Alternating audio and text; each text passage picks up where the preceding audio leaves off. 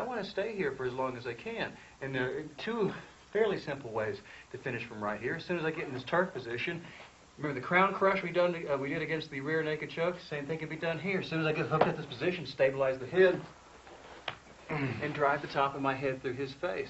I mean, this is always there. So I just turn, as soon as we get down this position, he's locking me in, and he's helping me out. He's hanging on tight, going, oh no, you can't get that leg out so you can get a mount or a crossbody. And you're thinking, you struggle a little bit, make him think you want it. You don't want that. You're just going to Turk it and drive. That's a good slap. Sorry. There you go. I got the ring on that hand too.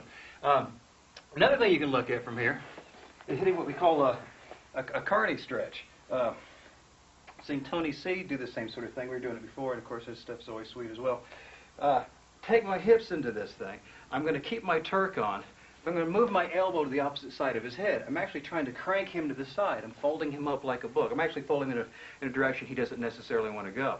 Then I'm going to step my free leg over the top of his head. I'm going to look at scissoring my feet together. Now sometimes I can pull a tap from there. If not, or I'm in top position, or I'll pull a double wrist lock. Okay, enough of me talking. Let me show you how I'm doing this from a few different angles. So I'm here on top, maybe he's hiding my head. I'm going to go, you know, let me have the crown crush. So I'm right here. Here's the step over. Spin a little bit. Look at that. I hook my feet together. I'm going to sit back on top of them and squeeze my knees together. There's the tap. Now let's say this didn't pull a tap. Look at this arm. It's all set up Tap. to destroy this guy, just because he wanted to hang on to that half guard. So again, we're here. He's hiding. There is just no problem with setting these sorts of things up. So again, look at someone being on their back is a gift position. Now again, the full guard position may be a default. It may be an inferior position, but if it is inferior, it's the one you want to have. So don't get me wrong, I'm not saying it's worthless. I'm just saying if you can, get out, be on top.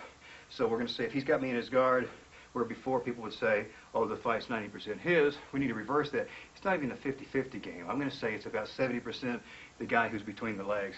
The guy in his back is only playing at 30% of his capability at that time.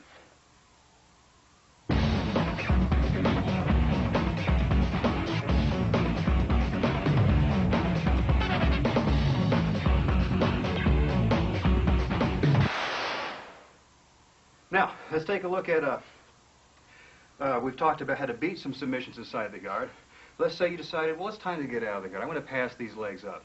Let's go back on your back again, head to camera.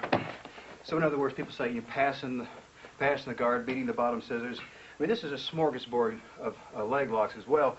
But what we want to make sure that we do whenever we're in this position is we've got to make sure we can get his legs unclasped. And we do have a few different ideas for that. We've already talked about one of the ones where we stop the arm bar by sprawling back. Just by sprawling back and trying to cut my hips into him, I can stop him from taking an arm bar. Let's go profile for just a moment.